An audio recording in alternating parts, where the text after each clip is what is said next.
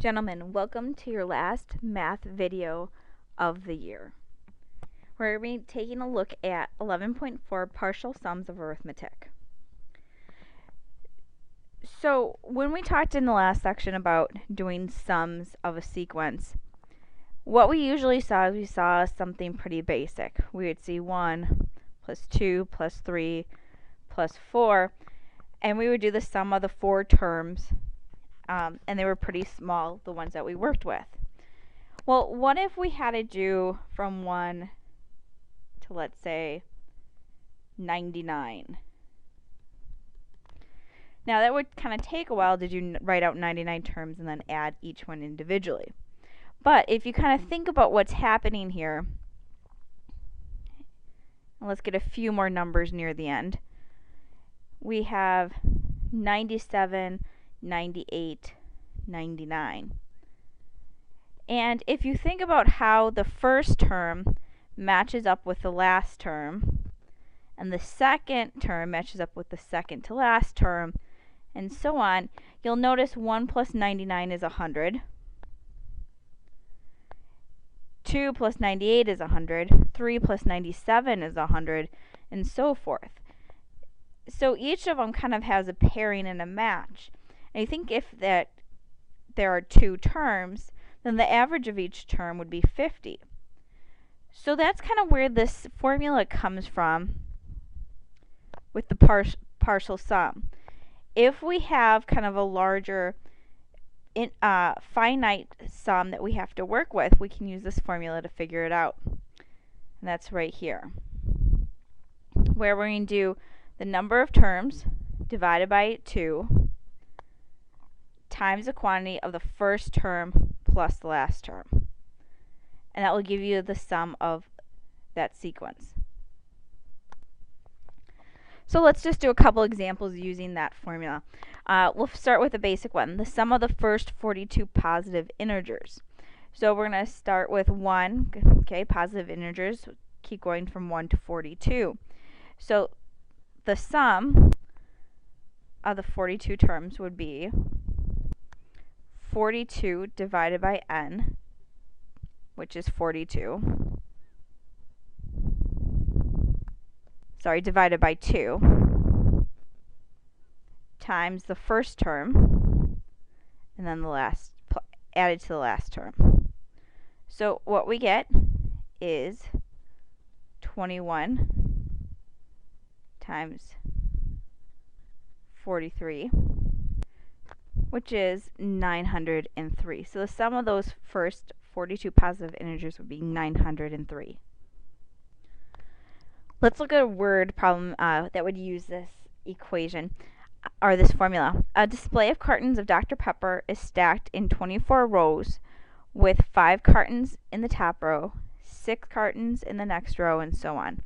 Find the total number of cartons if there are 28 cartons in the bottom row.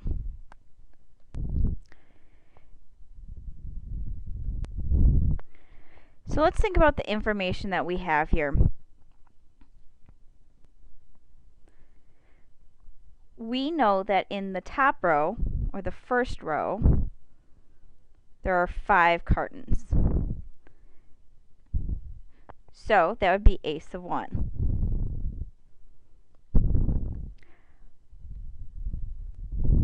We know that there are 28 cartons in the bottom row, or else we could call that the last row. So that's 28. We know that there are 24 rows, and so that would be our n. So we're just going to evaluate that.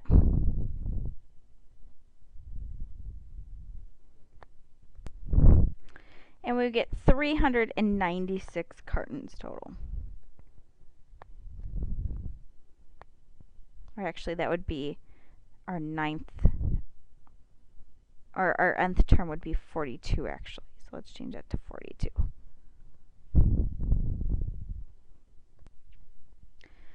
The partial sum of a geometric sequence is the following formula. You're going to take the first term times quantity 1 minus the ratio to the nth power, which is the numbered terms, over 1 minus the ratio. And that will give you the partial sum for that, for a geometric sequence. So if we take a look at number 3, it says find the sum of the first 7 terms of the geometric sequence. So we'll just go ahead and plug in. We're going to find 7 terms. The first term is 16. The ratio, if you remember, is going from one term to another. And you notice it's dividing by 2, so that would be 1/2. And to the nth power, which would be 7, all over 1 minus half. And so we'll just evaluate. 16 times the quantity 1 minus 1 over 128. And what we did is we just took 7, or 1/2 to the 7th power, all over 1/2. So what you're going to get is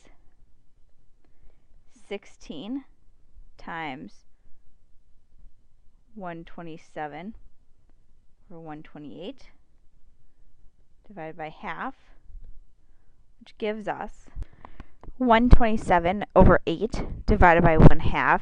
And that's just because what we did is we took 16 over 128, reduced that to 1/8. If I'm dividing by half, you're going to multiply by 2. And that's going to give you 127 over 4 So we'll reduce the 2 over 8. So the sum is 127 over 4, or 31 3/4. Why don't you pause the video right now, read number 4 about a person who saves $10,000 during the first years and 60% of the preceding year's savings during each of the following 6 years. And then find the total amount saved during the 7 years. See if you can set up that equation and come up with the amount. And we'll start just by plugging in the numbers. So our initial amount that we have is at 10,000. And what that 10,000 represents is, again, is that first term right there. We're starting that first term. And then the ratio is that 60%, so we write that as 0.6. And even though it says the following 6 years, remember there's really a total of 7. So that's why you see the 7 in for the number of terms right there and right there. And then we just plug in and evaluate. So we have 10,000 times the quantity 1 minus, and that's the number that evaluates when you get 0.6 to the 7th power. And then we'll divide it by 0.4. And sorry, this looks so pixelated. And then we'll take that 10,000 times it by 0.9720064, and then we'll divide it by 0.4. And you'll end up getting, that's going to be divided by 0.4,